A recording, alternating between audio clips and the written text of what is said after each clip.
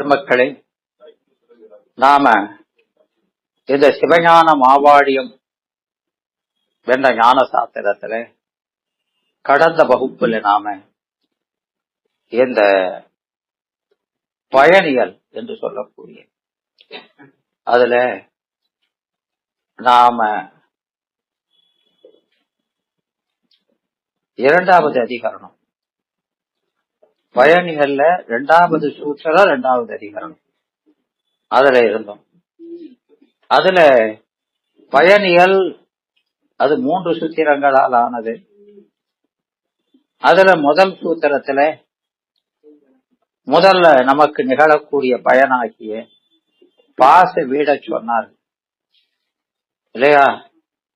பாச வீட பற்றி சொல்லிட்டு அதுக்கப்புறம் அதுக்கு அடுத்த நூற்பாவில சிவப்பேர் என்ற 2வது பயனை அங்க சொன்னார். அப்போ இந்த பயனெல்லாம் 2 விதமா இருக்குது. ஒண்ணு பாச வீடு, இன்னொன்னு சிவப்பேர். அந்த சிவப்பேரு அப்படிங்கிறது அது முடிந்த பயனாகிய சிவ ஆனந்தம். அப்போ அதுல பயன்ல முதல்ல பாச நீக்கத்துல உடன் நிகழ்வது என்ன அப்படின்னு கேட்டீங்கன்னா அறிவு விளக்கம், ஞான வாயு. ஞான வாயு, அந்த ஞான வாயில நமக்கு அத உண்மை விளக்க ஆசிரியர் மனவாசம் கடந்தார் என்ன சொல்லுவாரு? என்னமா சொல்லியிருப்பாரு? மோகம் என்ன சொல்வாரு? மோகம் பகரும் முகம் வா வகாரம் தான் மோகம். அத வாயின்னு சொல்லி இருக்கிறதும் இருக்குது. சில நூல்கள் அத வாயினே சொல்லி இருக்கிறாங்க. ஆமா, அதான் வாயுங்கிறது வாயில். வாயுங்கிறது என்னது? வாயில். எதுக்கு வாயில்? முகம்னா முகப்பு. முகப்புனா என்னது? என்ட்ரன்ஸ். முகப்புனா என்னது? என்ட்ரன்ஸ். அது வாயில் தான் அதுவும் இல்லையா? ஆமா, அது வீட்டுக்கு வாயில். ஒரு மாளிகைக்கு மாடம், மாளிகைக்கு மாடம் சிறப்பு. அந்த முன்னால இருக்க ஹால் அதை எப்படி வைப்பாங்க? ரொம்ப படிச்சுன்னு பிரகாசமா வச்சா அது தலை போல. யானைக்கு தலைதான், சிரசு பெருசா இருந்தா அது யானைக்கு கவர்ச்சி இல்லையா? அது போல ஒரு மாளிகைக்கு மாடம் பெருசா இருந்தா அது அந்த மாளிகைக்கு கவர்ச்சி. அதுபோல நூலுக்கு முகவுரை என்போம். ஒரு நூலுக்கு முன்னுரை என்று சொல்லுவார். அதுபோல இந்த ஆன்மாக்களுக்கு இன்பத்துக்கு வாயில் எது? இன்பத்துக்கு வாயில் எதுமா? அறிவுதான், ஞானம். ஞானம் அதான் இன்ப வாயில். அத முதற்கண் சொன்னான். அந்த ஞானத்தை பெற்றாச்சுன்னா அதுக்கப்புறம் என்ன செய்யணும்? ஞானத்தை பெற்றாச்சுன்னா என்னமா? ஞானம் என்பது கருவி. ஞானம் என்பது அத சாதனம். சாதனை அல்ல, அதுக்கு என்ன சொன்னோம்? சாதனம். இறைவனை அறிந்து அனுபவிப்பதற்கான கருவி. அதுதான் அறிவு, ஞானம் இல்லையா? அப்போ அந்த சாதனம் எது என்பதை 8ல சொன்னார் இல்லையா? ஆமா, அப்படி சாதனம் எது அப்படின்னு சொல்றதுதான் என்னது? கேட்டல் ஞானம். அதுக்கு பேர் என்ன பேரு? கேட்டல் ஞானம். அப்போ அந்த சாதனத்தையே நாம பெறல, ஏன் இதுதான் சாதனம்னு சொல்லியிருக்கான், அதுவே ஒரு ஞானம். அதுவே பாருங்க, சென்னைக்கு எப்படி போகணும்னு தெரிஞ்சிருக்குது, அதுவே சென்னைக்கு போன மாதிரி இல்ல. விளங்குதா? வழியை தெரிஞ்சுக்கிட்டாலே. அதுபோல இங்க இறைவனை அறிவதற்கு கருவி எது அப்படின்னு தெரிஞ்சிருக்க மட்டும்தான் செய்யறான். அதையே என்ன சொல்றாரு? கேட்டல் ஞானம். அதே ஒரு அறிவு. ஏன் அப்படி சொல்றாரு? ஏமா அப்படி சொன்னாரு? இதெல்லாம் சரியா அப்படி தப்பா சொல்றது?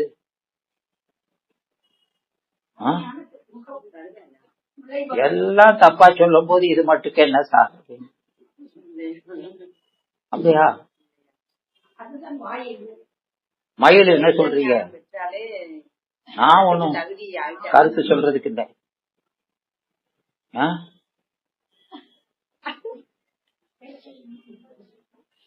எல்லாம் நழுவுற மீனாத்தான் இருக்கு.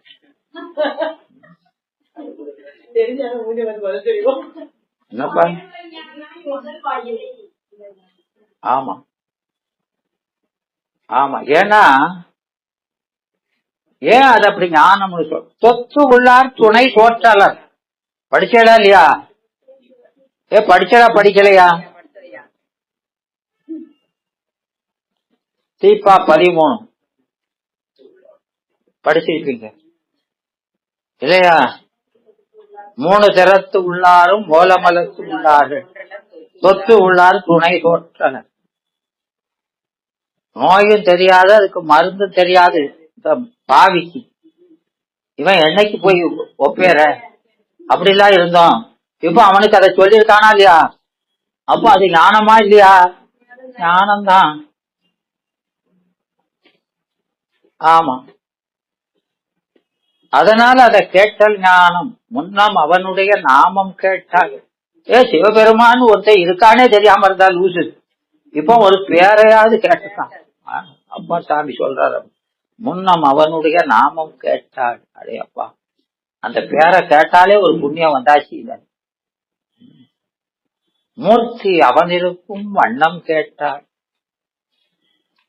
விளங்குதா?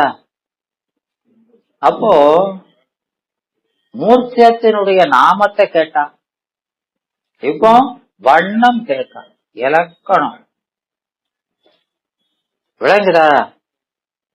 அப்ப இலக்கணம் அப்படின்னா முதல்ல பெயர் மாத்திரையால் அறிஞ்சதை இலக்கணமா அறிகிறது. அது அதை விட தெளிவு.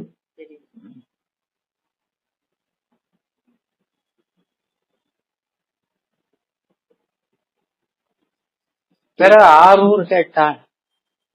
அவ இருக்கிற ஊர். ஓ, அவன் ஊர்கிற ஊர் இருக்கிற இடம் கேக்குறான். அந்த இடத்துல வச்சு என்ன தெரியுது? மேலும் அவரோட சிறப்பு தெரியும். என்னமா அவரோட சிறப்பு மேல இன்னும் கொஞ்சம் நல்லா தெரியுது. என்ன தெரியுது? இலக்கணம் தெரிஞ்சிருச்சு. பிறகு அவங்க ஆரூரை கேட்ட உடனே அவரோட பெருமை இன்னும் கொஞ்சம் சிறப்பா தெரியுது. என்ன தெரியுது? சிறப்பா ஆரூரோட சிறப்பு.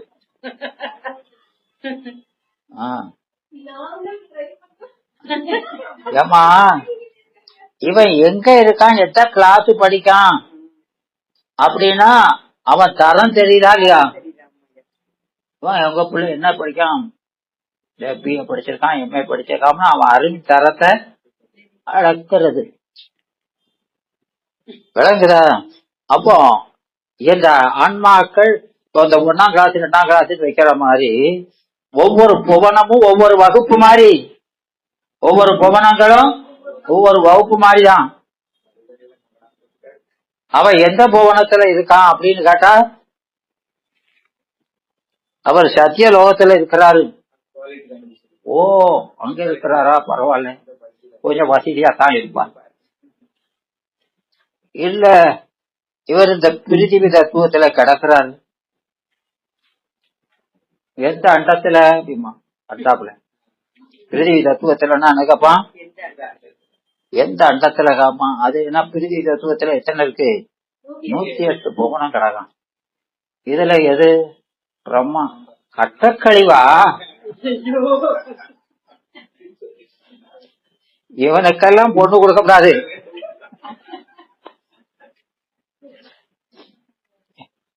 அப்படின்னு முடிவு பண்ணிடுவானா இல்லையா? உலகத்துல அப்படித்தானே முடிவு பண்றோம். ஆமா, அதுதான் கேட்கறது. விளங்குதா? ஆமா. அப்போ கொடுக்கலாமா? நல்லவன் தான் ஐயா, ஆனாலும் அவன் இருக்க இடம்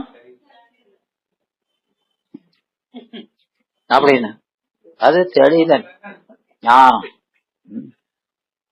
அப்புறம் இதெல்லாம் கேட்டா தன்னை மறந்தாள் நாமும் கேட்டார் இல்லையா? பேர்த்தும் அவனுக்கே பிச்சி ஆனா அவனுக்கே பிச்சி பிச்சு. இப்ப உலகத்துல இருந்த பித்து பூரா போய் உடையான இடத்துல பிச்சு வந்துருச்சு. வர வேண்டிய பிச்சு தான். விளங்குதா? ஆமா. பிச்சையானால் பெயர்த்து வேற பேரு போனா கூட போக மாட்டுக்கான். அப்போ பெயராத பற்று, மாற்ற முடியாத ஒரு பற்று வந்துருச்சு. அவனுக்கே பிச்சையா. விளங்குதா? அதனால தன்னை மறந்தா. நாம ஆன்மாங்கிறத மறந்துட்டா. தன்னை மறந்தாள், தன் நாமம் கெட்டாள். பேரே தெரியும். உங்க பேர் என்ன? ஏன் அவ நினைப்பு பூரா பெருமாட்ட இருக்கு. உங்ககிட்ட இருந்து நீங்க கேக்குறதெல்லாம் அவர் காதுல ஏற மாதிரி இல்ல இல்லையா? தலைப்பட்டால் நங்கை தலைவன் தாளை என்று அந்த யகார வகாரம் தன் அறிவு வேலை செய்யல. கேட்டா என்ன முடியா? தன்னை மறந்தால், தன் அறிவை மறந்தால், அந்த பொருளை மட்டுமே உணர்ந்தாள். அதனால முக்கிய அடைந்தாள்னு ஒரே பாட்டுல 4 ஞான படிகளையும் சொல்லிடுறாரா இல்லையா? ஆமா, சொல்லிடுறாரு இல்லையா? அதனால நாம கேட்கறது கூட ஒரு ஞானம் தான். அதனால அப்படி சொன்னவரு எங்க அந்த அறிவு பெற்ற பின்னால அந்த அறிவை கொண்டு என்ன செய்யணும்? எதை அறிய வேண்டிய பொருளை அறியணும். அறிவை கருவியை கொண்டு என்ன செய்யணும்? ஒரு காரியம் செய்யும். அந்த காரியம் என்னது?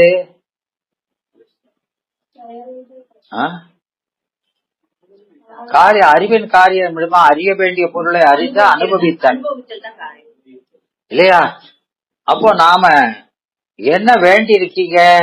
ஒரு பொருளை வேண்டி வந்தது. ஒரு பொருளை வேண்டி அங்க அவர் வந்தாரா இல்லையா? அது மாதிரி நீங்களும் ஒரு பொருளை வேண்டித்தான் வந்திருக்கீங்க. எல்லாரும் தான். நீங்க என்ன எல்லாரும் தான். என்ன பொருளை வேண்டி வந்திருக்கிறோம்? இன்ப பொருளை இல்லையா? அப்போ அந்த இன்பம் கொடுக்கிற பொருள் எது? அதுதான் சிவம். அவனை அறிவதற்கு தான் இந்த கருவி இருந்தா மட்டும்தான் அவனை அறிய முடியும். அதனால இந்த பொருளை அறிய வேண்டிய கருவியை கொண்டு ஏதாவது அந்த பொருளை அறியணும். ஒரு பொருளை அறியறதுன்னா என்னது? அதனுடைய குணத்தை அறிவது. இந்த பெருமானுடைய குணம் என்ன? என்னப்பா?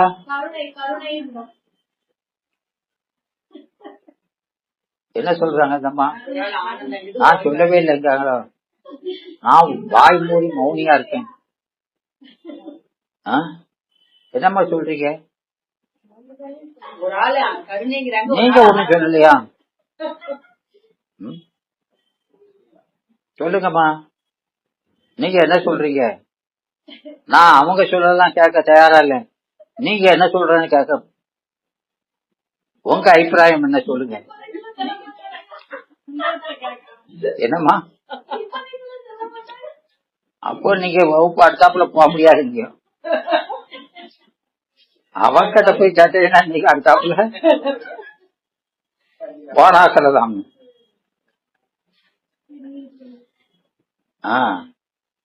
அப்போ அந்த இன்பம் கொடுக்கிற பொருள் அப்படின்னா அது ஒரே பொருள் தான், அது சிவம் தான். மங்களம், இன்பம், அவன் பேரே என்னது? ஆமா. அதனால அவனுக்கு உருவம் இன்ப கணம், அவனுக்கு உருவமே இன்ப கணம்.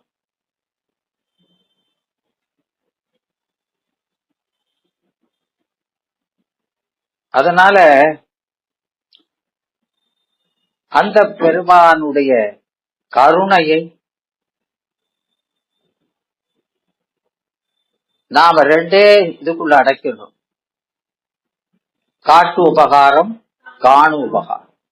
கருணை உபகாரம் இல்லையா, உதவி. அதெல்லாம் எப்படி ரெண்டுக்குள்ள அடக்கிட்டாரு? காட்டுதல், காணுதல். அப்படின்னா என்ன? அறிவை விளக்குதல், அனுபவத்தை விளக்குதல். அறிவை விளக்குதல், அனுபவத்தை விளக்குதல் அப்படின்னு ரெண்டுக்குள்ள அடக்கிட்டாரு. ஆமா, அதுக்குள்ளே அடங்கிரும். அது அனுபவத்தை சொன்னாலே போதும், அறிவு விளங்காம அனுபவம் விளங்காது. அதனாலதான் இந்த 11ஆம் நூற்பாவுல காணு உபகாரம் உணர்த்துதல்ங்கிறார். இப்ப காட்டு உபகாரம் இயல்பு பற்றி தான் சொல்லப்படுது. விளங்குதா? அங்க சொல்ல வந்தது எதை? காணு உபகாரம் தான். இத என்ன சொல்றாரு இந்த 11ஆம் நூற்பா? சிறப்பு வகை அத்திபிதத்தை உணர்த்துதல்.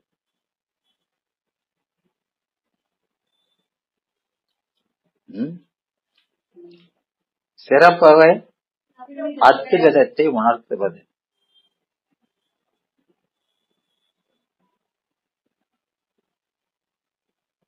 அப்போ அத்திபிதம்ன்றது கலப்பு, இரண்டரை நிற்கிறது.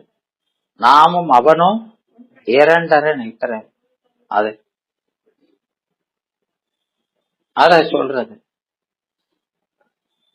அத அந்த முதல் பகுதிய அப்ப கலக்கணும்னா இதுக்கு என்ன வேணும்? இச்சை வேணும். என்ன வேணும்? கலக்கணும்னா இச்சை. நாம அந்த பொருளோட கலந்து இருக்கணும்னா என்னமா வேணும்? இச்சை வேணும். அப்படித்தானே? இப்போ நீங்க ஒரு சினிமா பாக்கியோ, என்ன இது ஒரு படமும் வச்சிருக்கான் அப்படின்னா உங்களுக்கு அந்த அனுபவம் அதுக்கப்புறம் இன்னைக்கு அந்த சினிமாக்குல என்ன மாட்டீங்க, ஆழ்ந்து போக மாட்டீங்க இல்லையா? இப்ப தன்னை மறந்து அந்த பாத்திரமாகவே ஆகி நீங்க இருக்கணும் அப்படின்னா அதுக்கு என்ன வேணும்? இச்சை வேணும் இல்லையா? இதே போல இறைவனோட நாம கலக்கணும்னா இச்சை வேணும். அப்ப அந்த இச்சைங்கிறது எங்க போய் வாங்க? பிச்சையா வாங்க முடியும்? இச்சைய பிச்சையா வாங்க முடியாது. அது நம்ம அறிவில விளையணும். அந்த இச்சை நம்ம அறிவில விளையணும். அது எப்ப விளையும்? யாரோ உங்களுக்கு உதவி செஞ்சா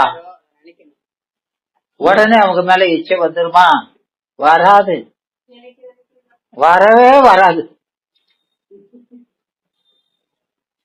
அப்படி வந்திருந்தா நாம இதுக்குள்ள எப்பவோ முட்டி அடைஞ்சிருக்கோம். இறைவன் படுற பாடு அவ்வளவு பாடு, பாடா படுத்துறோம். ஆனாலும் அவன் என்ன செய்யறான்? அந்த மணிவாசகர் சொன்னது போல அந்த சடகத்துல சொல்லுவாருமா, என்னமா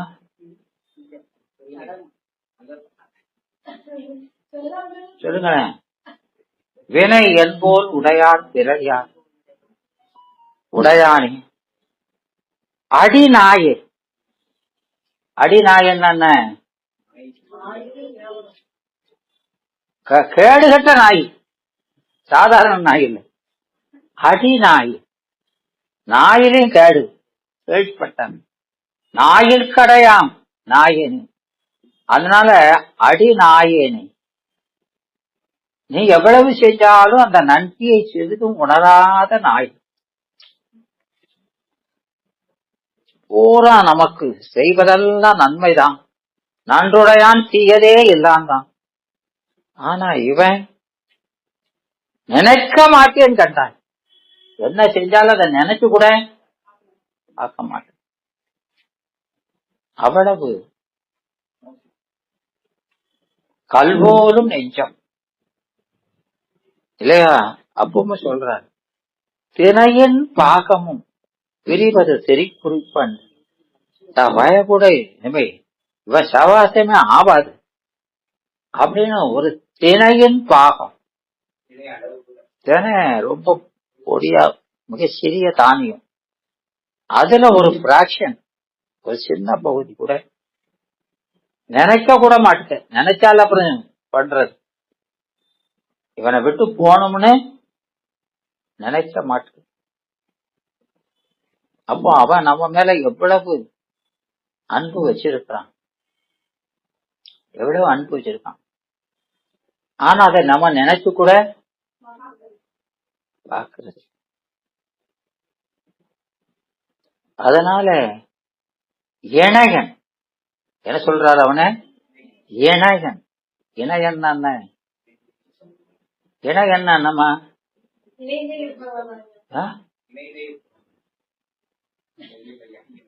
அது ரன்னகரம் போட்டிருக்கு. இணையன் ரெண்டாம் தானே போட்டிருக்குது. வேற இணைஞ்சிருப்போம் இல்லையோ? என்ன எல்லாம் சிரிக்கிறீங்க? என்ன பார்த்தா லூசு மாதிரி தெரியுதோ? என்ன இணையன்னா என்ன தன்மையன்? என்னது இணையன்னானது? என்ன தன்மையன்? இணையன் பாத மலர். அப்பா உன் திருவடி, இந்த பாத மலர்ங்கிறது அவனுடைய கருணை தான். உன்னுடைய என்னன்னு சொல்றது எது கூடயும் ஒப்பிட முடியாது. இணையன் பாத நன்மலர். என்ன சொல்றாரு? எப்படிலாம் உருகி உருகி சொல்றாரு. படிக்கல உருகுதேடா.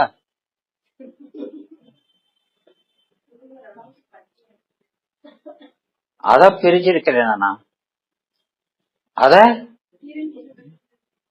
நீ பிரிய மாட்ட. நான் இப்படி பிரிஞ்சிருக்கிறேன். நான் அப்ப எவ்வளவு கேடு கட்ட நாயா இருக்கேன். அப்படி சொல்றாரா இல்லையாமா? கொல்லுறாரு நம்மளை. நம்ம கொல்றாருன்னு கூட தெரியாம செஞ்சுக்கிட்டு இருக்கோம்.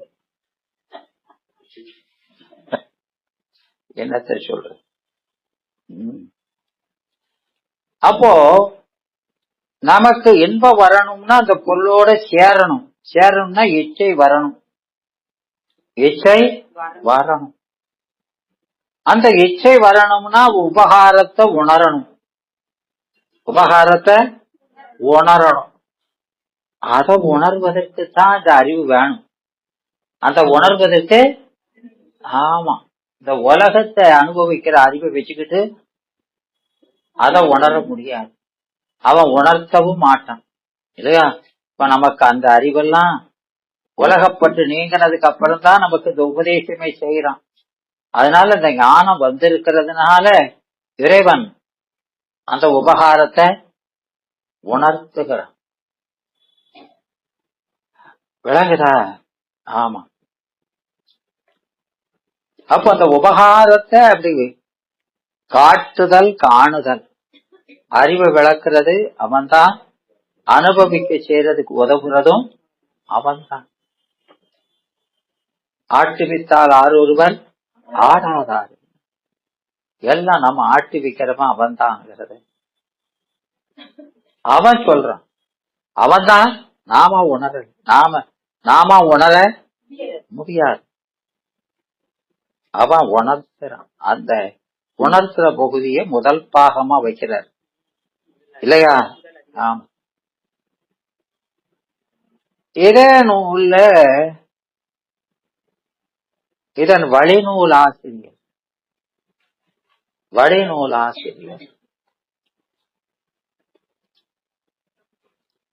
இந்த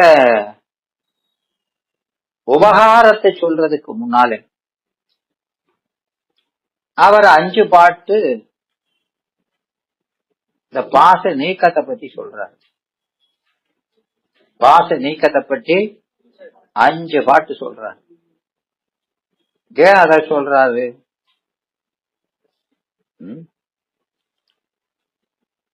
ஏமா அத சொல்றாரு?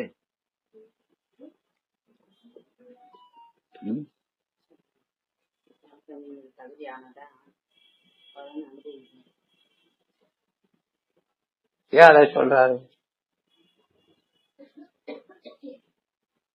அப்புறம் 1வது அதிகரணம் போற. 1வது அதிகரணத்துக்கு அந்த காட்டியும் கண்டு ஒரு செய்கிற உபகாரம், காட்டியும் கண்டும் உபகரிப்பது, அத ஒரே பாட்டு.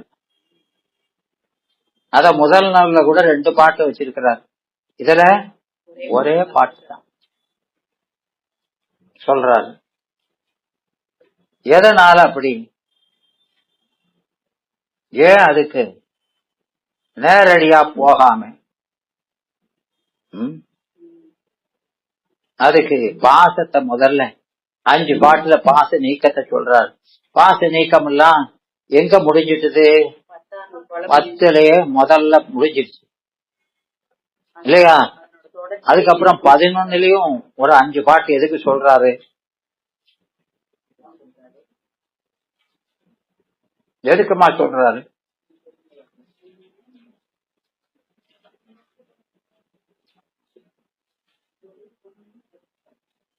தொடர்ச்சி பற்றியா? என்னமா? அது தொடர்ச்சி பற்றியா? கூட கொஞ்சம் சொல்ல வேண்டியதானே?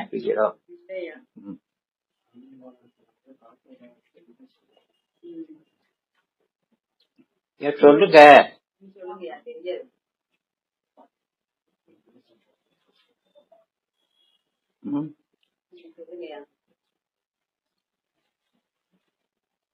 நான் தொடர்ச்சி பற்றி நினைச்சேன். என்னடா தொடர்ச்சி பற்றி அறிவை தகுதிப்படுத்துறதுக்கு தொடர்ச்சி பற்றி இவர் சிறப்பா சொல்றாரு நினைச்சேன். மயில் சொல்லுமா? மயிலுமா சொல்லுமா? ஏன் சொல்றாரு?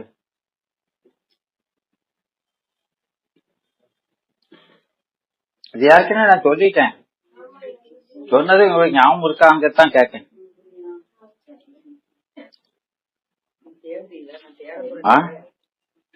பாச நீக்கம் 10ல சொன்னா கூட இங்க சொல்றாருன்னா எங்க இந்த நூற்பாவுல காணு உபகாரம் சொல்ல வந்த ஆசிரியர் காட்டு உபகாரத்தையும் சேர்த்து சொல்றார், அறிவு விளக்கத்தையும் சேர்த்து சொல்றார். விளங்குதா? ஏன்னா ரெண்டும் தனித்தனியா நடக்கிறது இல்லை. ரெண்டும் தனித்தனியா. அப்போ அறிவை விளக்கி கொண்டு கண்ணை விளக்குறதும் பொருளை விளக்குறதும் சூரியன் தனித்தனியா செய்யல. கண்ணொடியோடு கலந்து கண்ணை விளக்கி கொண்டு பொருளோடு கலந்து பொருளையும் விளக்குது. அதுபோலத்தான் இறைவன் நம்ம அறிவோடு கலந்து அறிவை விளக்குறது, அப்புறம் அனுபவிக்க வேண்டிய பொருளாகிய தன்னை உணர்த்துறதுன்னு ரெண்டையும் செய்யறான். ஏமா கண்ணுல கலந்து கண்ணுக்கு ஒளி கலந்தாதான் காணுகிற ஆற்றல் வரும். அப்புறம் பொருள்ல ஒளி பட்டாதான் இருட்டுக்குள்ள வச்சுட்டு பாருன்னா பார்க்க முடியாது. பார்க்க முடியுமா? அப்போ அதையும் காட்டணும், ரெண்டையும் செய்யணுமா இல்லையா? அப்ப இந்த கண்ணொளி அதை போய் பற்றுமாறு செய்யணும். பொருளை விளக்கி கண்ணொளி கண்ணொளியோடு உயிர் கலந்து நின்று அந்த பொருளை பற்றணும். அதை வெளிச்சத்துல வச்சாச்சினாலே எல்லாரும் பாத்துருவானா?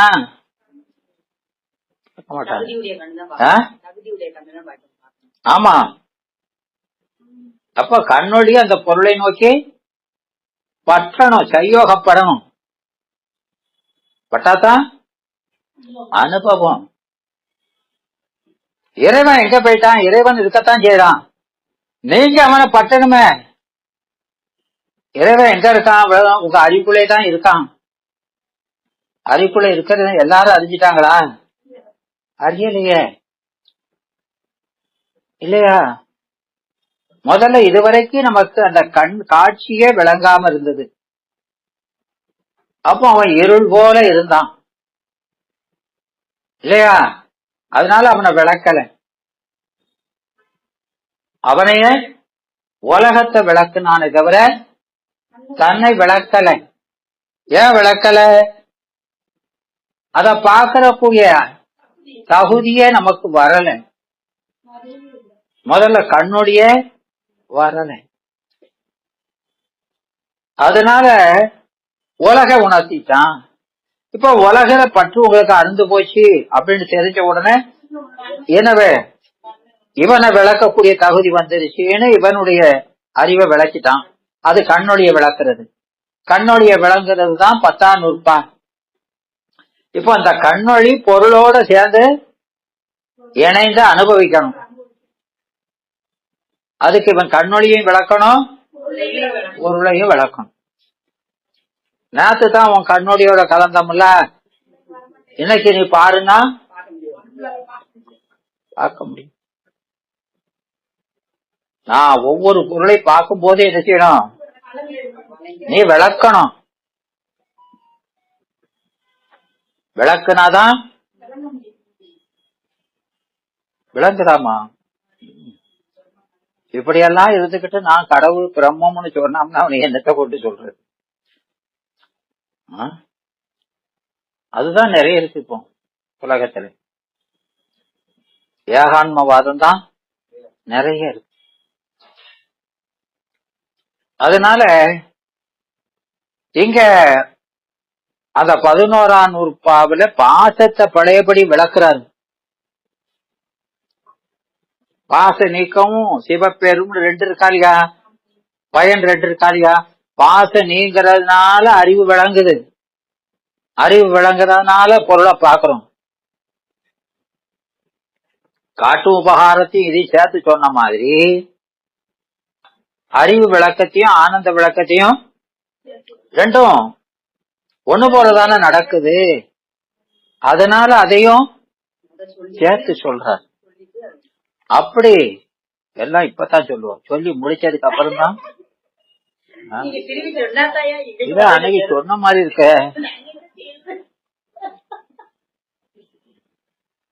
சரி, அப்போ அந்த பாச நீக்கத்தை அங்க விளக்குறது மூலமா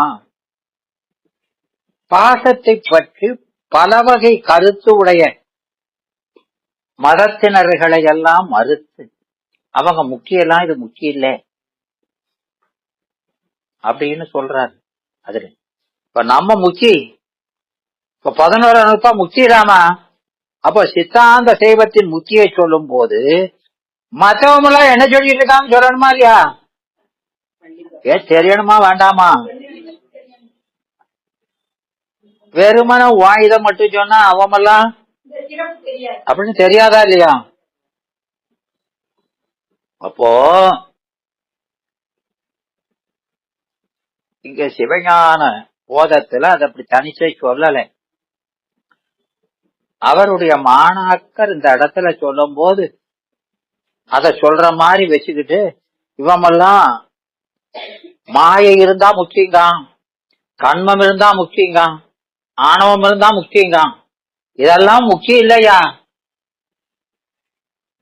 இல்லையா? அழுக்கோடு இருந்து கொண்டே முக்கியன்னு சொல்றாங்க. அப்படின்னு சொல்லி அந்த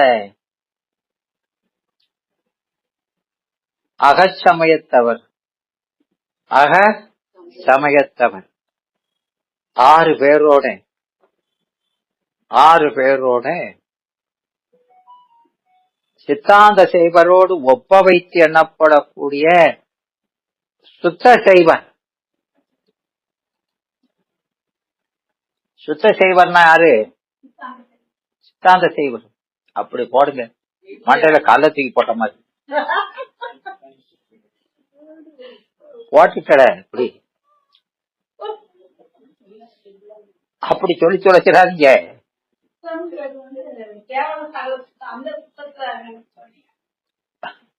சுத்த சைவர் அப்படின்னா சுத்தம்னா அது எது மேல வருது இந்த அடையனே தெரியணும்.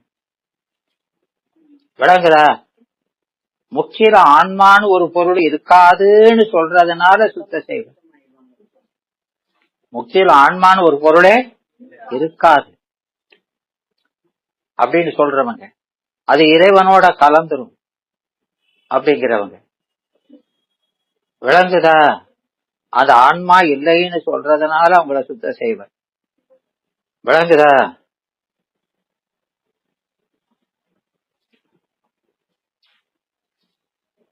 சுத்தம்ங்கிறது ஒவ்வொரு இடத்துலயும் வெவ்வேறு பொருள்ல வரும்.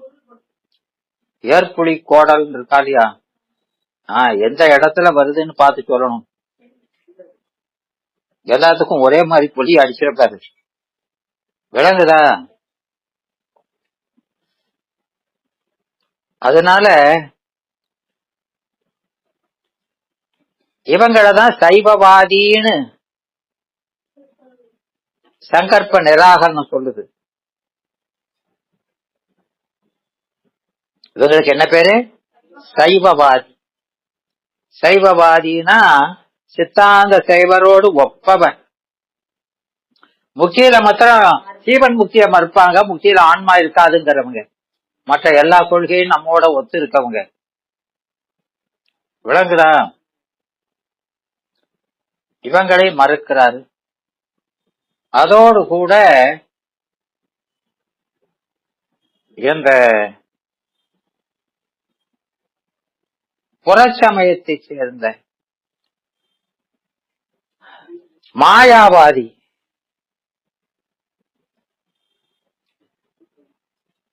அகப்புற சமயத்தை சேர்ந்த ஐக்கியவாதி, அதுல ஒண்ணு இதுல ஒண்ணு எடுத்துக்கிட்டு இந்த 6 கூட இவங்களெல்லாம் சேர்த்து 6 உங்க 2 பேரும் சேர்த்து இவங்க 2 பேரும் சேர்த்தா 8, சுத்த சேவரை சேர்த்தா 9 ஆயிட்டா இல்லையா? ஆயிடுது இல்லாமா? சித்தாந்த சேவரை சேர்த்தா 10.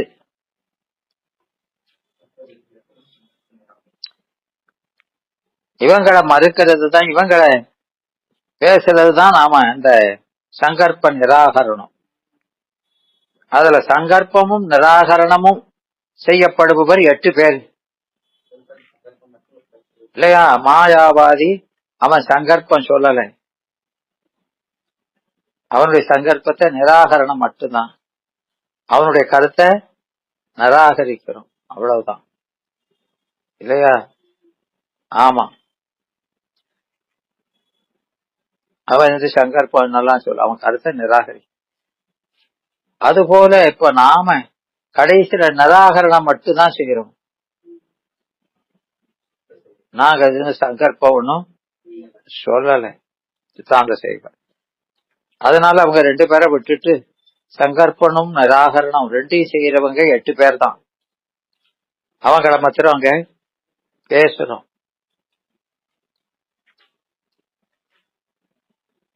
அப்போ அவங்க முக்திகளெல்லாம் அங்க மறுக்கப்படுது.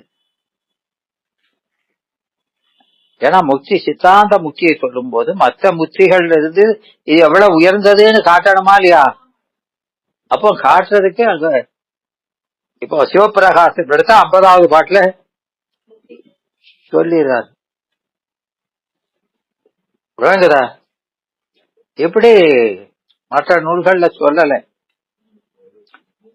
அதை சொல்வதற்காக இந்த 11ஆம் நூற்பாவுல அந்த 5 பாட்டு எடுத்துக்கிட்டு அந்த பாசத்தை சொல்ற மாதிரி சொல்லி அதுல அவங்க பூரா நிராகரிக்கிறார், அவங்களுடைய முக்திகளை எல்லாம் நிராகரிக்கிறது.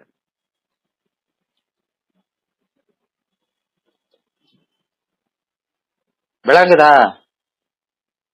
புரியுதாமா? ஏன் அப்படி வச்சிருக்கிறான்னு தெரியுதுல? அது தெரியணும். அப்போ இந்த ஆன்மாக்கள்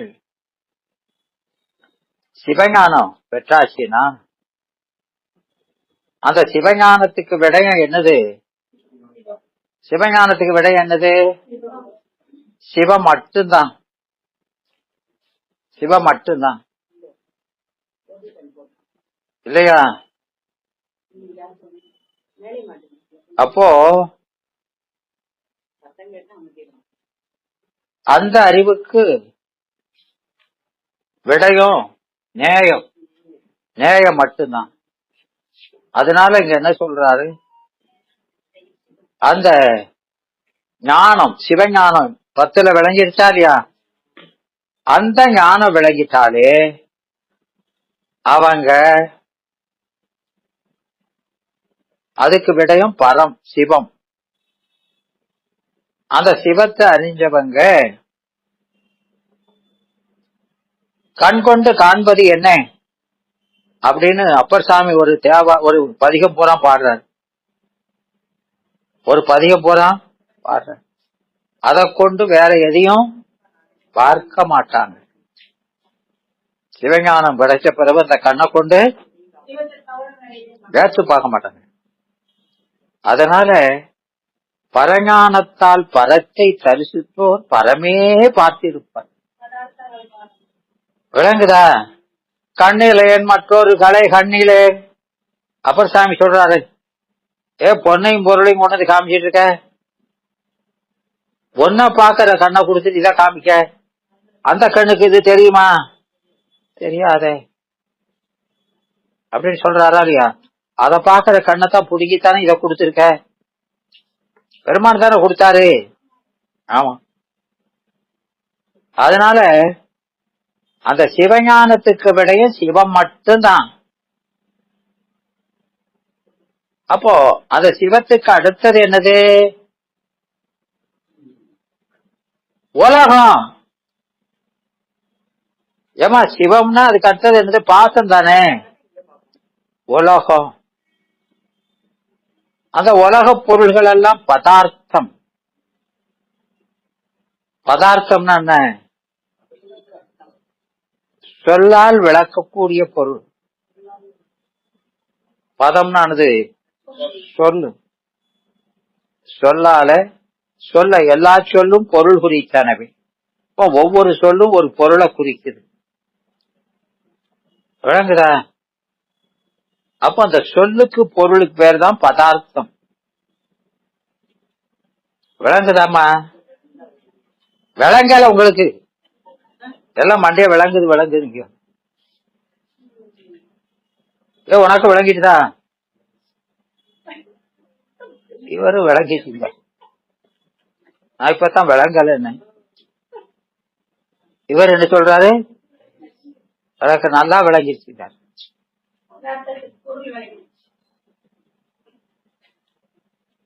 ஏமா பதார்த்தம்னா சொல்லால் விளக்கப்படுவது எல்லாம் பொருள் என்பது. அது தொல்காப்பியம் படிச்சாதான் மண்டையில யாரும். நீங்க விளங்கிச்சின்னு சொல்ற பூரா புழுகுன்னு நல்லா தெரியும். இல்லம்மா, இப்போ வினைங்கிறோம். வினை அப்படின்னா வினைங்கிற சொல்லால உணர்த்தப்படுவது பொருள். அது பதார்த்தம். ஆனா அது பொருளா? அது ஒரு செயல். விளங்குதா? பெயர் சொல், வினை சொல் அப்படின்னு இருக்கா இல்லையா? வினையும் சொல்லிக்க குறிக்கக்கூடிய சொல்லு. ஆனா சொல்லால் உணர்த்தப்படுவது எல்லாமே பொருள் தான். வினை வேற, பொருள் வேற. பொருள்ங்கிறது குணமும் தொழிலும் உடையது, அது பொருள். விளங்குதா? அப்போ பதார்த்தம்ங்கிறது வேற, அதுக்கு பேரு திரவியம் வரும். அதான் பெயர் சொல், ஒரு பொருளை குறிக்கக்கூடியது. பெயர் சொல், வினை சொல், இப்படிலாம் வெவ்வேறு சொல் இருக்கா இல்லையா? உரி சொல் அப்படிலாம் வருது. ஆனா அங்க சொல்லால உணர்த்துற எல்லாமே சொற்பொருள். சொற்பொருள் வேற, பொருள் வேற. புரியுதாரா? ஆமா, அது நீங்க இலக்கணம் படிச்சாதான் தெரியும் அதுக்குள்ள வேற்றுமைகள் எல்லாம். நீங்க அது ஆமா ஆமா. ஏன்னா கண்மமும் ஒரு பொருள்ங்கிற மாதிரியா? அது பொருள் இல்லை, அது சொல்லால் பதார்த்தம். விளங்குதா? திரவியம் வேற, பதார்த்தம் வேற.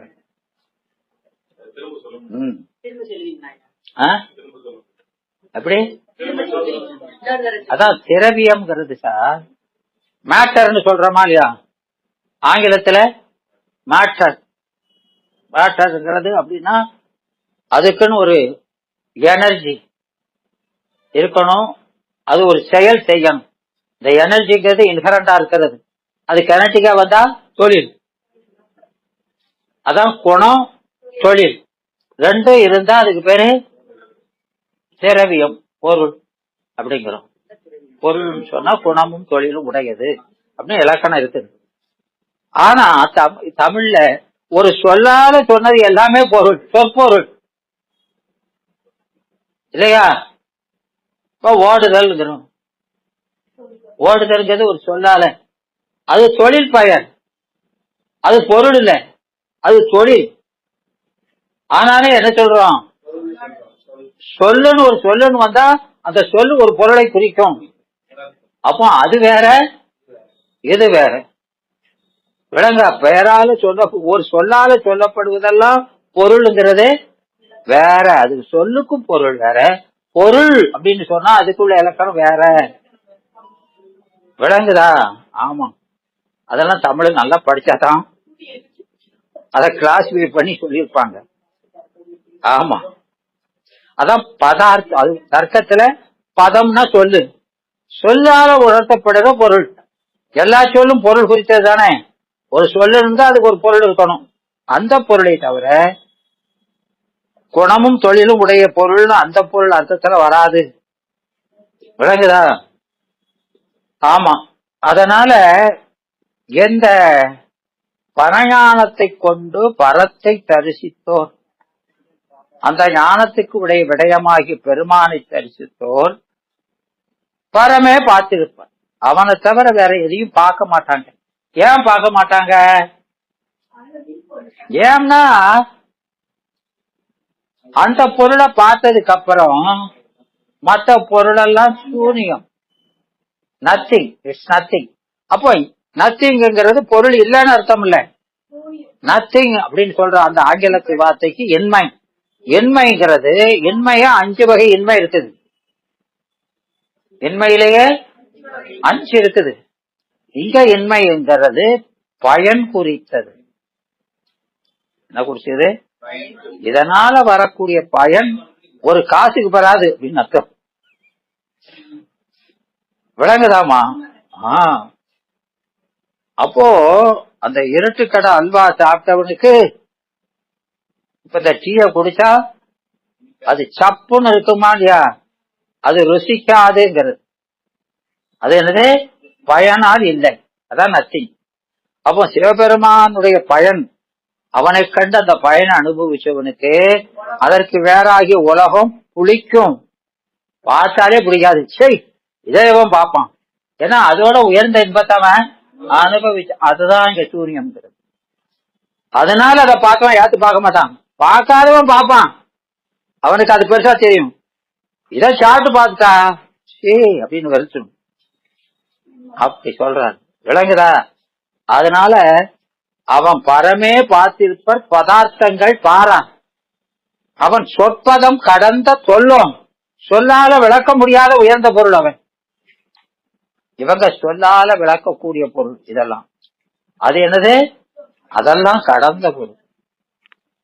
சொல்லற்கு அறியானை. என்ன யானை? ஆமா, சொல்லால கூட அறிய சொல்ல இவ்வளவு தன்மை என்ன அந்த சொல்லால வர இருக்கும்.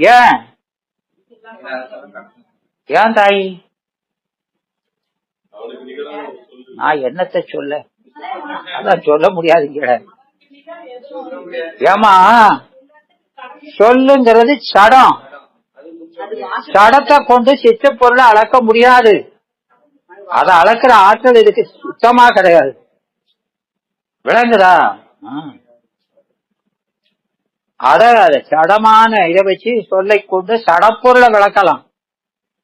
ஆனா அவனை விளக்க முடியாது. அதனால சொல்லற்கு அறியான். அவனை அறிவினால உணரத்தான் முடியும் இல்லையா? ஆமா, அது திருமந்திரத்துல சொல்லுவாரு, தேனுக்குள் இன்பம் சிவப்போ கருப்போ. இன்பம் தேன் இனிக்குது, எப்படி இருந்ததுன்னு சொல்லியா அப்படின்னா எப்படி சொல்ல? இனிப்பு எப்படி இருக்கு எப்படி சொல்ற? என்னப்பா?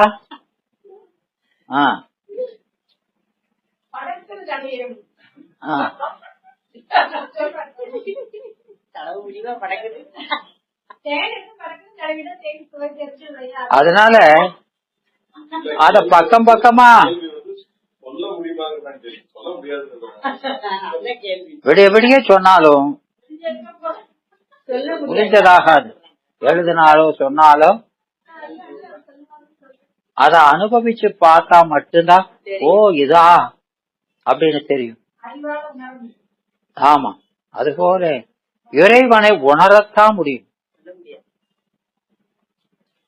நாம இப்படி சொல்லிடலாம், விளக்க முடியும். அதை அனுபவித்து உணர வேண்டிய ஒன்று.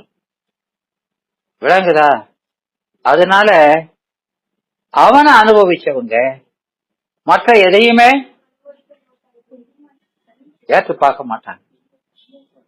பரமே பார்த்திருக்கும் பதார்த்தங்கள் பார்க்க மாட்டான். இது இயல்பு. அப்படி பார்த்துட்டான். ஏன் பார்த்துட்டான்? பார்க்க மாட்டான்னு இப்பதானே சொன்னீங்க. பிறகு பார்த்துட்டாம்னா யாரு பார்த்துட்டா அப்படின்னா அந்த சிவஞானம் முழுசு விளங்காதவன் பார்ப்பான். முழுசு விளங்காத அரகுற இருப்பான். அரகுற இருக்கானா இல்லையா? அவன் என்ன செய்வான்? அவனுக்கு பழையபடி இது மேல இச்சை விலேசம் அப்படி பார்ப்பான். விட்ட பிறகும் பார்ப்பான். பழக்க தோஷம். அதத்தான் நம்ம 9ஆம் நூற்பாவில் என்ன சொன்னாரு? வேம்புதுண்ட புழு போல சொன்னாரா இல்லையா? அப்போ உயர்ந்த இடத்துக்கு போனான். இதெல்லாம் விட்டு சீனி வெறுத்துதான் போயிருக்கான். போனாலும் பழையபடி என்ன செய்வான்? அது மேல திடீர்னு சில சமயங்கள் ஒரு பற்று எழும். யாருக்கு? அந்த இதுல நிலைக்காதவனுக்கு அப்படி ஒரு பற்று வரும். பார்க்க வரும் ஞானம் பல ஞானம். அப்படி வர பிறகு ஞானம் பல ஞானம்னா என்ன ஞானம்? பல ஞானம். ஏமா அத விட்டாச்சுன்னா பார்க்கறதுன்னா உலகம் தானே.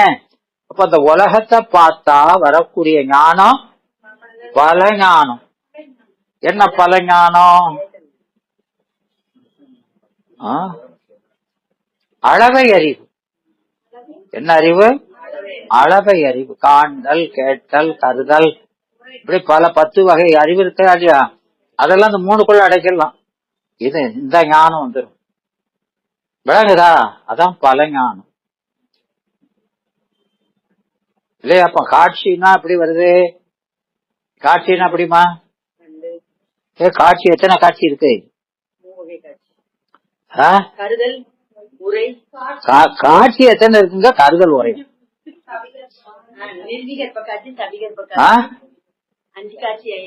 காட்சி என்ன காட்சி தான்? நிர்விகற்பம் சவிகற்பம்.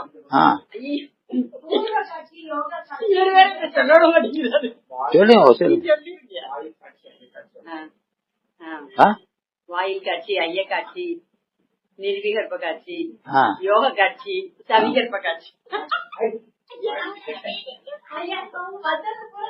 ஒண்ணு வரிசையா சொல்லல.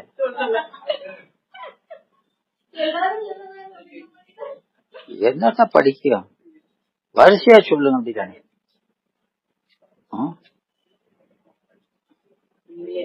கைக்குதான் பிடிப்பீங்க சொல்லு. முதல்ல வாயில் காட்சி அல்லது நிர்விகற்ப காட்சி, ஐய காட்சி, அப்புறம் சவிகற்ப காட்சி, தன்வேதனை காட்சி, யோகா காட்சி அப்படின்னு சொல்ல வேண்டியதானே. அப்போ இப்படி காட்சி ஒன்றுக்கு பின்னால ஒன்னா போதம் கடற்திரையே போன்று 4ஆம் நூற்பாவில படிச்சோமா இல்லையா? கடல் திரை போன்ற அலை போல ஒவ்வொரு கருவி வேலை செய்ய தெளிவு வருது. அப்ப நமக்கு தெளிவு படிப்படியா கொடுக்கிறாரு. ஏன் அப்படி கொடுக்கிறாரு? நாம படிமுறையில தான் அறிய முடியும், ஒரே சரியா அறிய முடியாது. அதனால இந்த பார்க்க வரி ஞானம் பல ஞானம், அஞ்ஞான விகற்பம். எது அஞ்ஞான விகற்பம்? இது உலகை பார்க்கிற காட்சி இப்படி படிப்படியா நிகழுது. அப்ப அது என்ன? அதனால என்ன தெரியுது? அறிவு ஒரு நிலையில இல்ல, அழிச்சுதான் எழுதணும். ஏமா ஒருத்தன் ஒரு கட்டுரை எழுத சொன்னா அழிச்சு எழுதுனா என்ன அர்த்தம்? சரியா படிக்கல, தெளிவு இல்லைன்னு அர்த்தம். நம்ம அறிவு லட்சணமே அப்படித்தான் இருக்குது. விளங்குதா? ஒருவரை பற்றி அறிகிறோம்னா ஒரு நேரத்துக்கு ஒரு மாதிரி அறிகிறோம் இல்லையா? அப்ப அது மயக்க அறிவு. அப்போ அது மயக்க அறிவு. சரி, கடக்கட்டும். சரி, இறைவன் உபதேசம் பெறீங்க. நீங்க தவமெல்லாம் செஞ்சு இறைவன் உபதேசம் பண்றான். ஞானத்தை உபதேசிக்க ஞானம் இவனுடைய நன்மையிடும் இல்லையா? ஞானம் இவனுடைய நன்மையிடும். அப்படியாமா? ஞானம் இவனுடைய நன்மையிடுமா? ஏன் சொல்லு.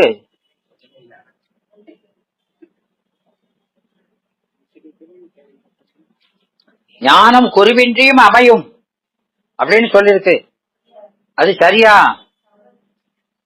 அப்ப அது என்ன சொல்லணும்? ஏன் ஒண்ணுமா சொல்லுங்க. ஞானம் குருவின்றி வரும் அப்படிங்கிறாரு. அது சரியா? அப்ப என்ன சொல்லணும்?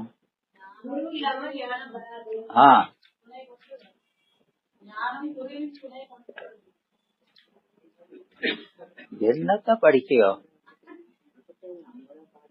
சூரியகாந்த கல்லுல சூரியன் இல்லாம சீ வந்த அன்று அப்படின்னு அதை சொல்லி முடிக்கணும்.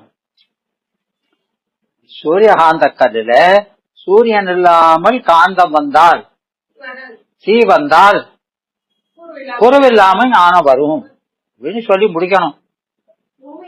அதை சொல்லவே மாட்டோங்க.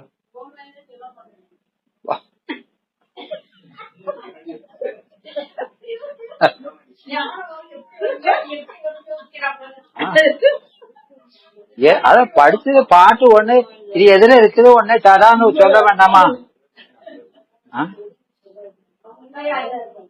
எல்லாம் மண்டையில இருக்கணும். குப்பையில தான் கொண்டு குவிச்சு வச்சிருக்க மண்டையில. அதெல்லாம் குப்பையை தோறது, இது மட்டும்தான் இருக்கணும். விளங்குதா? அதனால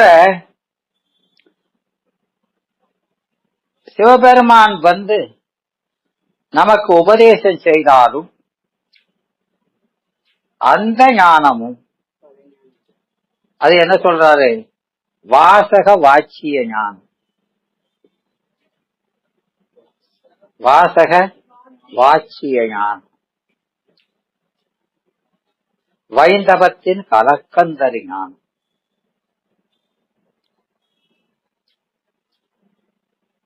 வாசகம்னானது சொல்லு, வாச்சியம்னா அந்த சொல்லால் உணர்த்தக்கூடிய பொருள்.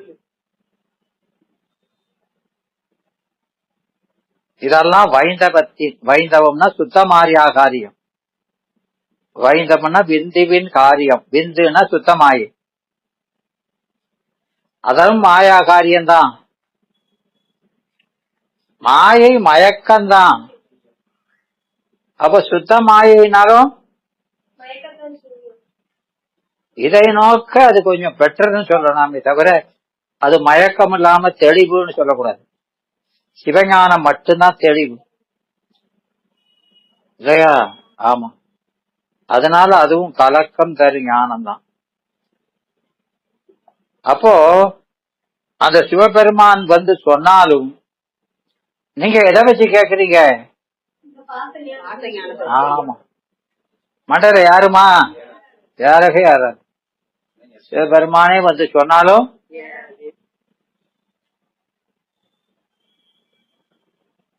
அப்போ எப்ப ஏறும்?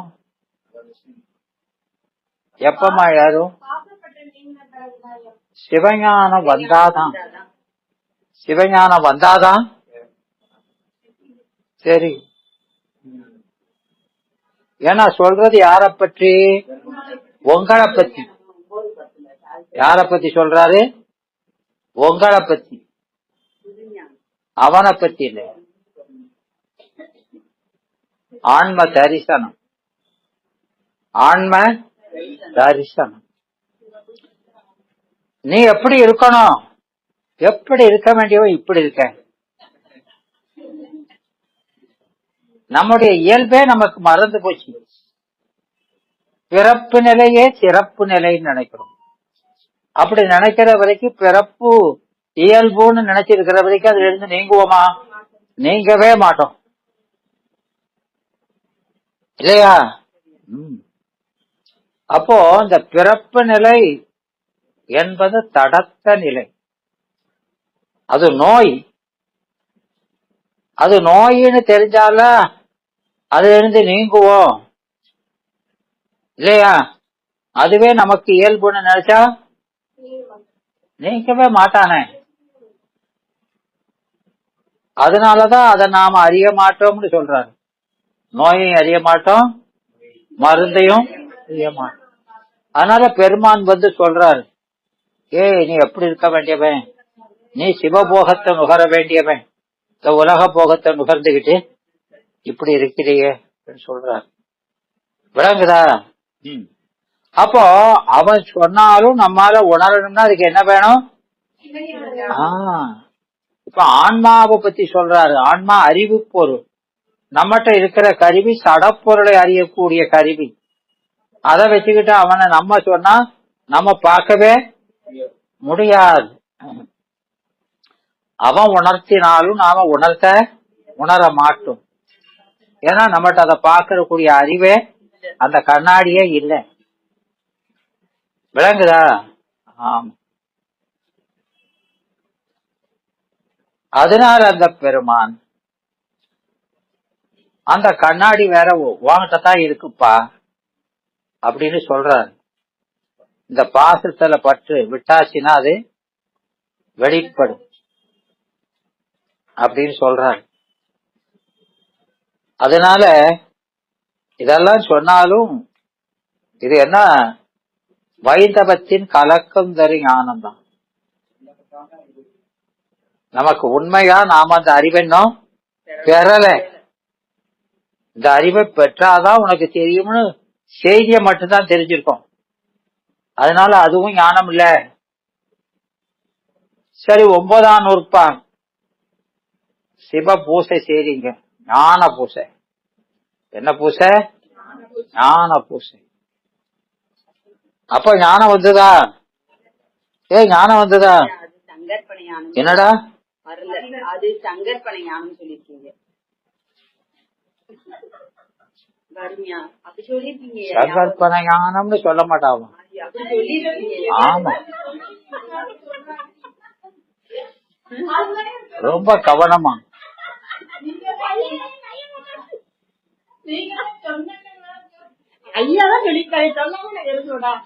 ஏமா நான் சொல்றது என்ன, ஆசிரியர் சொல்லியிருக்கிறாரு அதை சொல்றேன். பெருமான் சொன்னதானே இதெல்லாம் சிவபெரு. அப்போ அதை சொல்ல வேண்டியது, அதை சொல்லுமா.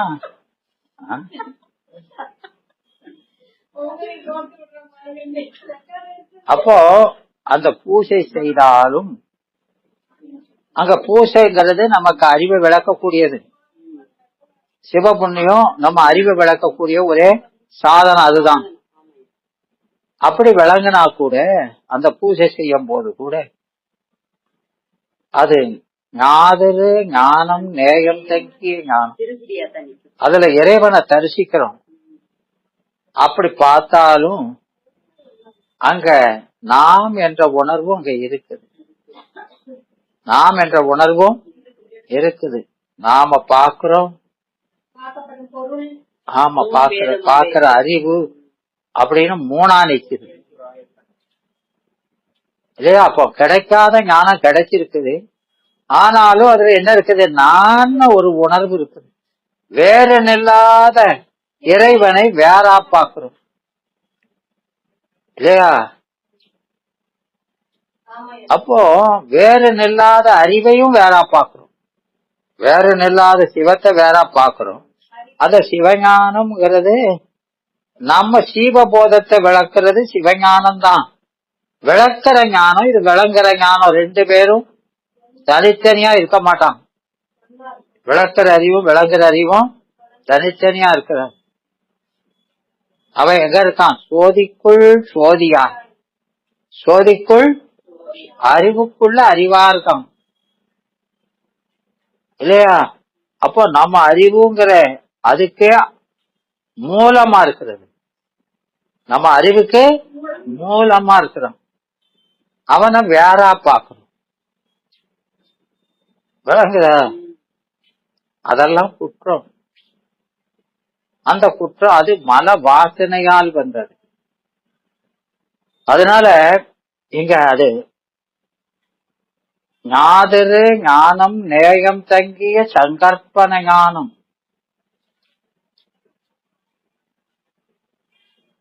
அது பாவனா ஞானம். பாவனை அது பாவகமாகணும். பாவனை பாவகமாக. பாவகம்னா என்ன?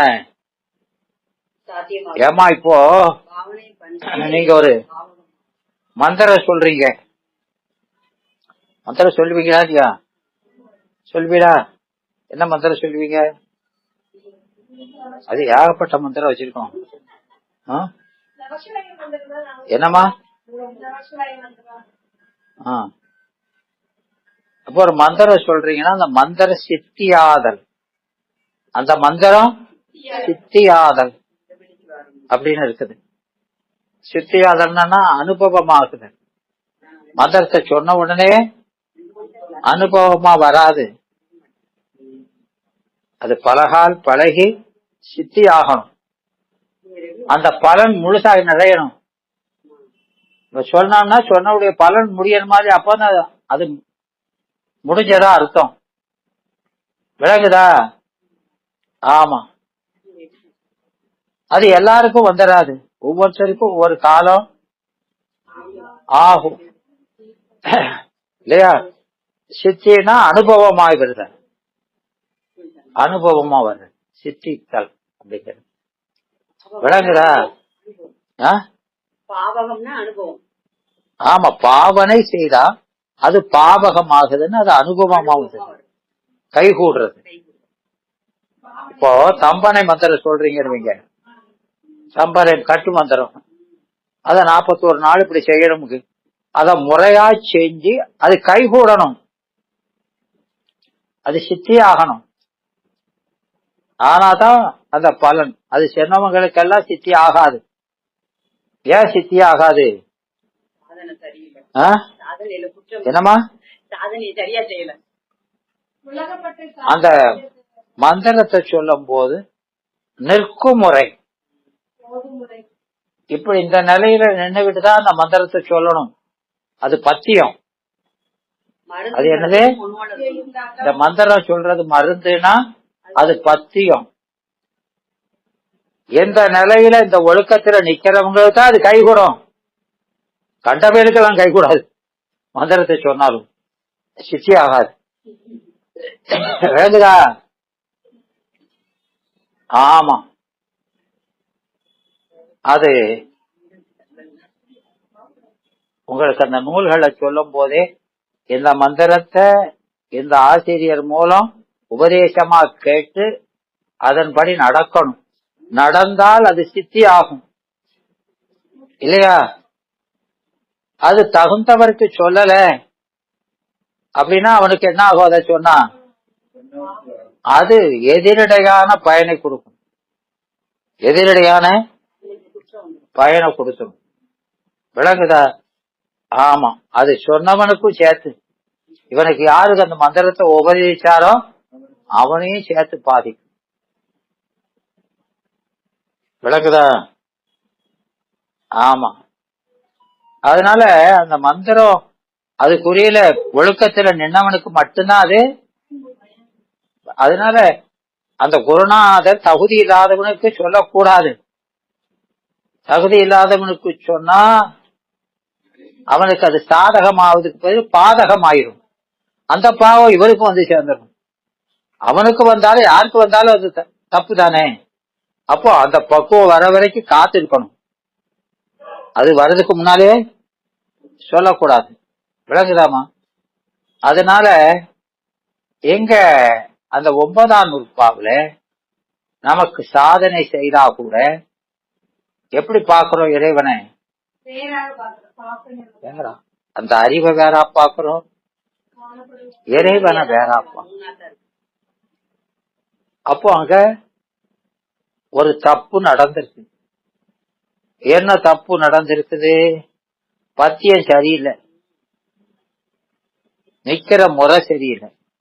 இந்த மந்திரத்தை சொன்னதெல்லாம் சரிதான், எப்படி ஒழுக்கத்துல நின்னுகிட்டு அதை செய்யணுமோ அப்படி நிக்கல. விளங்குதா? அப்போ அந்த மந்திரத்தை சொல்லும் போது எப்படி நிக்கணும்? ஏகனாகி அறிவினால் சிவத்தோடு ஒன்றி, இல்லையா? செயலால அருளோடு ஒன்றி, சிகார வகாரத்தோடு, இல்லையா? அறிவும் உடலும், உடல் அம்மையா நிக்கணும், உயிர் அப்பனா நிக்கணும். இப்படி நின்னுகிட்டு சொன்னாதான் வேலை செய்யும், இல்லைன்னா வேலை செய்யாது. அதனால அந்த 9ஆம் நூற்பாவுல செஞ்சாலும் என்ன இல்ல, காட்சி தெளிவில்லை. அப்போ அங்க இப்படி மூணா பாக்குறது அது தெளிவில்லாத காட்சி. அது காணாததும் காண்பதும் ஒன்றுதான்.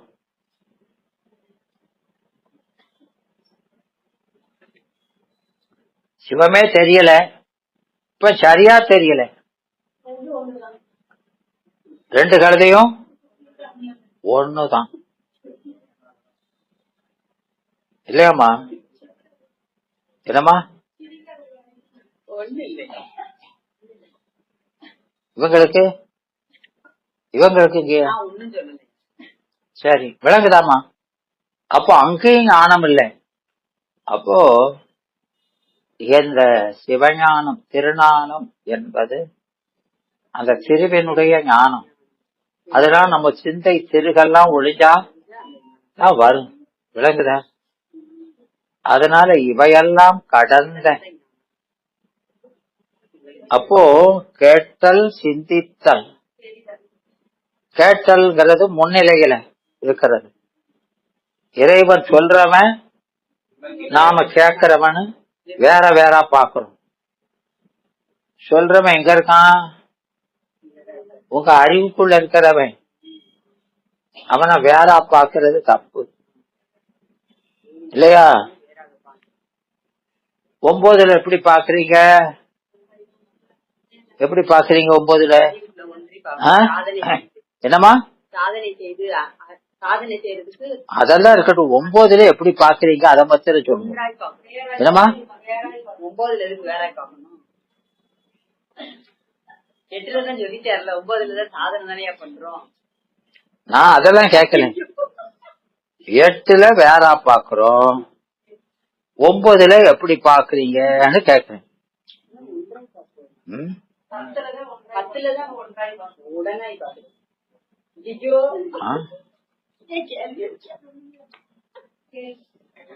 சிந்தத்தல் ஞானத்துல ஒன்றா பாக்குறது. என்ன பாக்குறது? ஒன்றா பாக்குறது. ஒன்றா பாக்குறதுன்னா என்ன?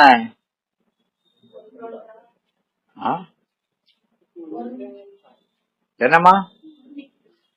அவனே நான் என்று பாக்குறது. அப்படி பார்த்தா அது தப்பு, அதுவும் தப்பு தான். அதனால அது ஒத்த பொருள் தான் ஒண்ணு போல நிற்கும். நீங்கும் ஆன்மாவும் சிவமும் ஒரு காலம் ஒண்ணு இல்லை. விளங்குதா? ஆமா. அதனால இங்க பாவனை பண்ணணும், ஆனா அவனே முழுசும் அப்படி ஆகல. 11ல தான் ஆகுது. 11ல தான் ஆகுது. 10ல உடனாய் பாக்குறோம் ஐயா. அதனால 3 சேர்ந்திருக்கும். இவையெல்லாம் தரு ஞானம், இதெல்லாம் போக அப்போ இதுக்கு தடையா இருக்கக்கூடிய இந்த மாதிரி ஞானங்கள்லாம் வருதுன்னா அங்க மலச்சார்பு இருக்குது. 8ல மலச்சார்பு இருக்குது, 9லயும் மல வாசனை இருக்குது. அப்ப இதெல்லாம் அந்த மல வாசனையும் போக 10ல தான் ஞானம் வருது.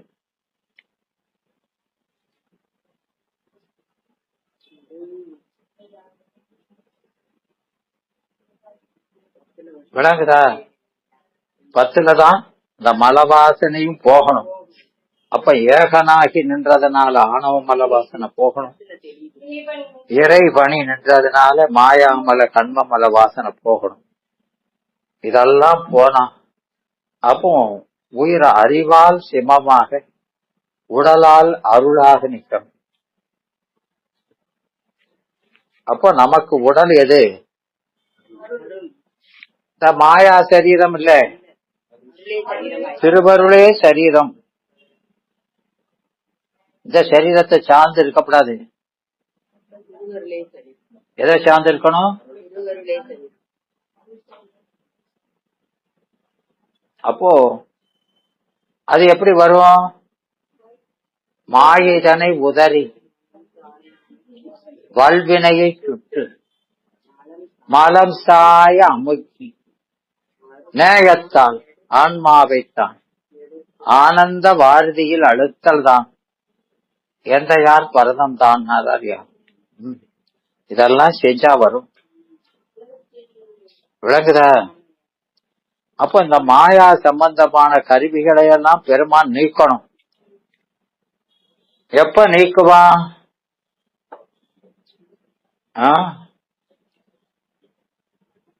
கருவிகளை நீக்கணும்.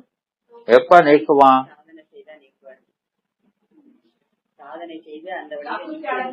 கருவிகளை நீங்கணுமா?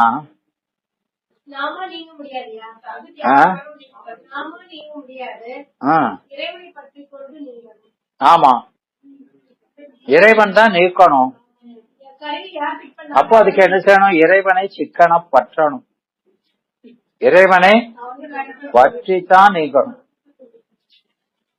வெளிச்சம் விடியல் வந்த பிறகுதான் விளக்க அணைக்கணும். விடியல் வர்றதுக்கு முன்னாடியே. ஆமா. அப்ப நமக்கு விடியல் வர வர பெருமான் இந்த கருவிகளை நீக்குவார். பெருமான் இந்த விளக்க அணைச்சிருவார். மாயா கருவிகளை அதான் மாயை தன்னை உதறிக்கிறார். விளங்குதா? ஆமா. அதனால நாம சாதனை செய்து செய்து நம்ம அறிவுல என்ன வரணும்? வெளிச்சம் வரணும்.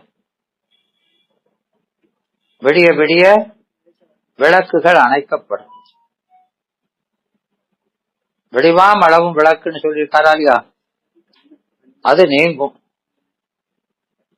அதனால இந்த சாதனையை நாம தொடர்ந்து பல நாள் செய்யணும், சதாகாலமும் செய்யணும். இது ஒரு கால பூசையா இல்ல, சதாகால பூசைகள் செஞ்சா என்ன செய்யும்?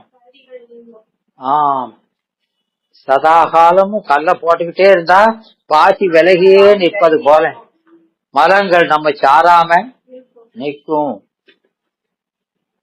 அதனால அந்த இளையான்குடி மாறநாயனார், இளையான்குடி, ஆமா, மாறநாயனார். மாறநாயனார் என்ன?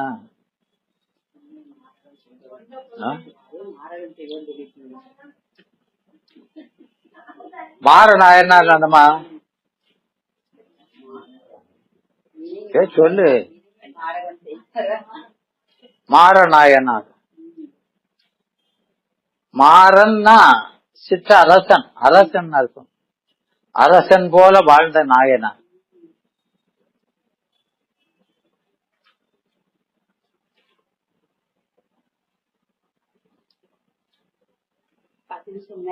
அவரு என்னமா அத அந்த அந்த இதுல சொன்ன மாதிரி இருள் மாரிக்காலத்து இருள். மாரிக்காலம்னா என்ன? கார்காலம். கார்காலத்து இருள் அது கட்டுவிட்டு எரிய வானம் துலங்க என்பார். அப்போ மறைக்கிற அந்த ஆணவம் வலிமை குன்றி அதை நீங்க நமக்கு அறிவு துலங்குதல்.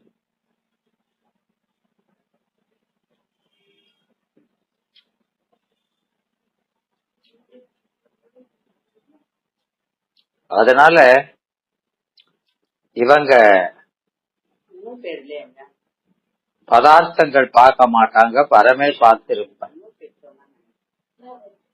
அது அந்த ஞானம் திருஞானம், எல்லாம் கடந்த திருஞானம், சிவஞானம் அப்படின்னு சொல்லி அந்த சிவஞானம் பெற்றவங்க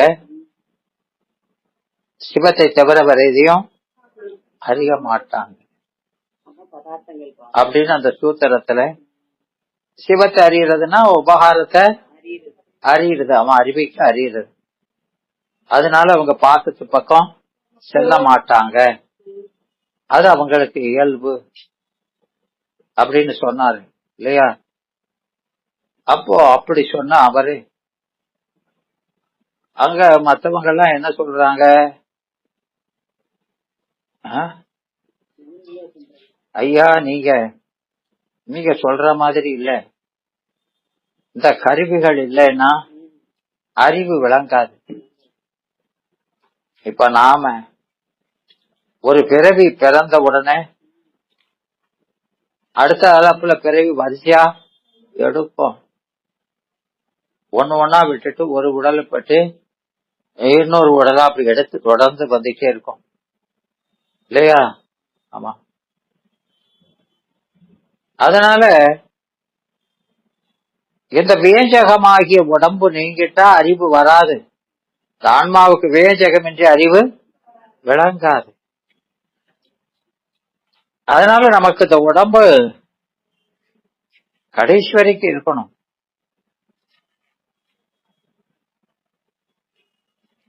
உடம்பு போயிரும்லாம் சொல்லக்கூடாது. முக்தியிலையும் உடம்பு இருக்கும். இருக்கணும். அது இந்த உடம்பு மாயா சரீரமா இல்லாம ஒரு நல்ல சரீரமா இருக்கணும். ஒரு அழியாத சரீரமா. இந்த சரீரம் அழிஞ்சு போதா இல்லையா? ஏன் அழிஞ்சு போகுது? ஏன் அழிஞ்சு போகுதாய்?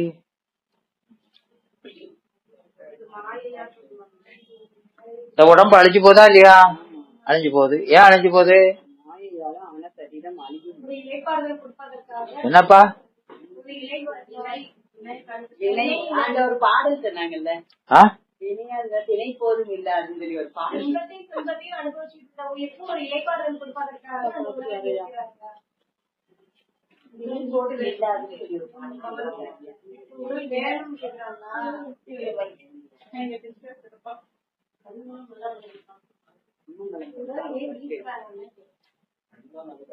என்னடா? இல்லையா? ஆ? ஒண்ணும் இல்லையா? ஒண்ணும் இல்ல. ஒண்ணும் இல்லை.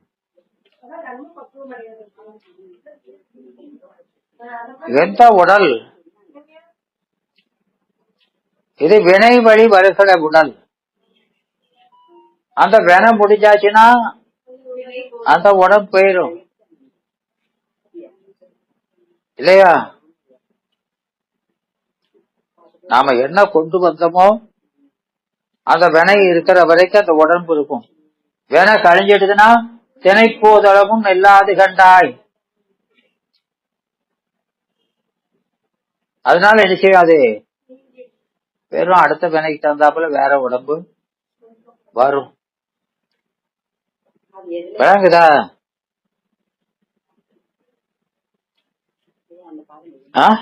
இப்ப சொன்னீங்கல்ல அந்த பாடல், என்னமா இப்ப சொன்னீங்கல்ல வினையால் திணை போதும் இல்ல, அது என்ன பாடலையா இருக்கு? அதையும் வரமாட்டேங்குது. அப்பதான் யோசிச்சுட்டு இருக்கேன். என்ன வரமாட்டேங்குதுங்க? அந்த பாடல் எதுல இருக்கு? வினை போகமே ஒரு தேகம் கண்டாய். தேவாரத்துல. தேவாரத்துல. தேவாரம் இருக்கு. நீங்க வேற தேவாரம் இது பட்டினத்தார் படிக்கிறது. அந்த வினை ஒழிஞ்சிட்டா தினை போதளவும் ஒரு கணப்பொழுது கூட நிற்காது. அப்போ இந்த சரீரத்தையும் உயிரையும், சடமான சரீரத்தையும் உயிரையும், இது சித்து பொருள், இது சடப்பொருள், ரெண்டும் ஒவ்வாத பொருள், ரெண்டையும் ஒட்டி வைக்கிறது, தச்சு வைக்கிறது, அதுதான் வினை. அந்த வினைங்கிற கயிறு வந்துருச்சுன்னா உயிர் பிரிஞ்சிரும் அப்படிங்கிற. விளங்குதா? அதனால இவன் சொல்ற மாதிரி இப்ப அந்த உடம்பு நிலையில்லாததா இருக்குது, மாயா சரீரம் இல்லையா? அழியாத திவ்ய சரீரம். அழியாத சரீரம் திவ்ய சரீரம். இது யார் சொல்றது? வைணவர்கள் சொல்வது, ராமானுஜர் சொல்வது. அத மாதிரி சொல்றான் இவன். யாரு? சைவர். உருவ சிவசமவாதி, உருவ சிவசமவாத சைவர் சொல்றான்.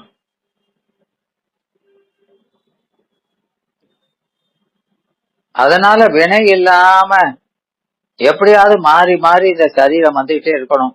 இந்த சரீரம் இல்லாம நம்ம ஒண்ணும் அறியவே முடியாது. அதனால சரீரம் இல்லாம இருக்கிறது முக்கியன்னு சொல்லக்கூடாது. அழியாத சரீரத்தை பெறுவதுதான் முக்கியம். உருவ சிவ சமவாதிகள்.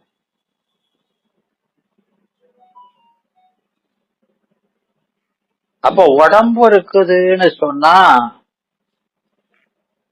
என்ன அர்த்தம்? என்னமா?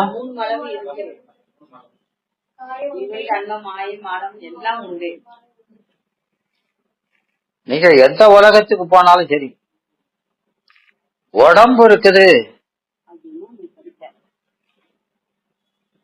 அப்படின்னு சொன்னாலே என்ன அர்த்தம்? அது முக்கியம் இல்லைன்னு அர்த்தம். உடம்போட இருந்தா பதங்கள் தான். இப்ப இங்க இருக்கீங்க, இதை விட்டு வைகுண்டத்துக்கு போறது, சொர்க்க வாசல் திறந்து, சொர்க்க வாசல திறந்து வைகுண்டத்துக்கு போனாலும் அவன் முக்கியம் சொல்லிட்டாப்பான். அது முக்கியம் கிடையாது, அது முக்கியம் கிடையாது. ஏன்? அவன் இன்னொரு சரீரத்தோட போய் வேற ஊர்ல இருக்கான், அவ்வளவுதான். இந்த உலகத்திலிருந்து வேற ஒரு உலகத்துல போயிருக்கான். அப்போ இந்த வீட்டை விட்டு வேற வீட்டை போயிருக்க மாட்டான். உடம்பு இருக்குனாலே என்ன அர்த்தம்? நோய் இருக்குன்னு அர்த்தம். இந்த உடம்புங்கிறது கண்டெய்னர் தானே, பாத்திரம், வினைய அருந்தர பாத்திரம். பாத்திரத்தை பத்திரமா வச்சிருக்காம்னா என்ன அர்த்தம்? மருந்து சாப்பிட வேண்டியது இருக்குன்னு அர்த்தம். மருந்துன்னா சாப்பிட வேண்டியிருக்கு, நோய் குணமாகலன்னு அர்த்தம். பெருமான் இந்த பாத்திரத்தை கழுத்தி கமுத்தல அப்படின்னா என்ன அர்த்தம்? உங்களுக்கு நோய் குணமாகல. விளங்குதா? நீ அங்க போயிருக்கிறது இங்க போயிருக்கிறது முச்சிங்க லூசு. விளங்குதா? பாத்திரம் இருந்தாலே என்ன அர்த்தம்? மருந்து சாப்பிட வேண்டியிருக்குது.